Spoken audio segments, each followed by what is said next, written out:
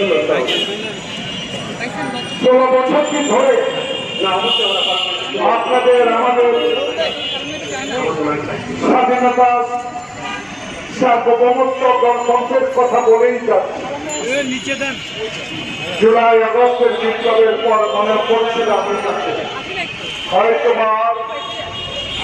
বিশ্বের বাংলাদেশের সম্মান অর্জনকারী প্রফেসর ডক্টর মোহাম্মদ ইউনূসের কাছে হয়তো কোনো কথা বলার দরকার হবে না।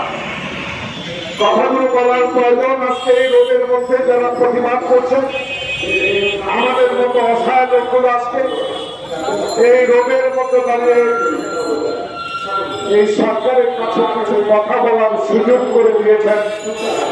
মুক্ত কখনে রক্তে অর্জিত এই স্বাধীনতা, লেখার স্বাধীনতা, কথা বলার স্বাধীনতা, আজকের যে বিষয়টি যারা আমাদেরকে খবরদারি করে, যারা 16 বছর শেখ হাসিনাকে ফ্যাসিস্ট হিসাবে তৈরি করার সুযোগ করে দিয়েছে, যারা শেখ হাসিনাকে বাংলাদেশে আয়নাঘর বানাবার সুযোগ করে দিয়েছে, সেই প্রতিবেশী দেশ ভারত 1 মিনিটে বাংলাদেশে গণতন্ত্রকে হত্যা করার সুযোগ করে দিয়েছে, সেই ভারতের আগ্রাসনী ভূমিকা নিয়ে মামুনুর রশীদ খান কয়েকটি কথা বলার সুযোগ করে দেওয়ার জন্য পবিত্র মাহে রমজানে এই দল এবং জনগণের কাছে আল্লাহর কাছে রয়েছে।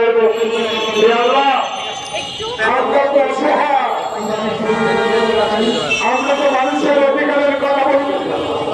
আমাদের নেতা তারেক রহমান 17 বছর দেশের বাইরে থেকে মানুষের কথা বলার চেষ্টা করে গিয়েছে।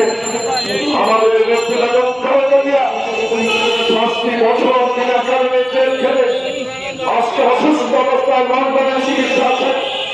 আমাদের নেতা শহীদ জিয়াকে শেখ হাসিনারা যারা ষড়যন্ত্র করে হত্যা করেছিলেন, সেই শহীদ রাষ্ট্রপতি জিয়াউর রহমানের যে দল নিয়ে আমরা আজকে ধর্মভেদ করে কথা বলি, তাই আজকে হিন্দুস্তান ভারত আপনার কাছে আমাদের অনেকগুলো কথা আছে।